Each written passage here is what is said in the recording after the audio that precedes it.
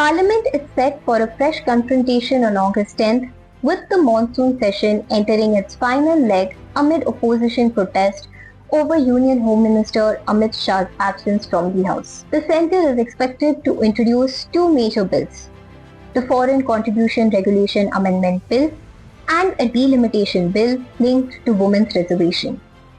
Both are likely to face opposition from the India bloc. The proposed FCRA changes seek tighter government control over foreign-funded assets held by NGOs, charities and civil society organizations. The bill proposes a designated authority to manage or dispose of assets created using foreign contributions if an organization's registration is cancelled, surrendered or expires. Opposition critics have faced concerns that the changes could restrict the functioning of organizations that question or criticize the government. The second proposal is the delimitation bill, which the BJP-led government is linking to the implementation of women's reservations.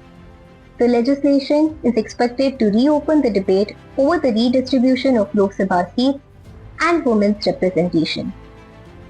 With both bills expected to face stiff resistance, the final stretch of the session could see another round of disruptions in Parliament.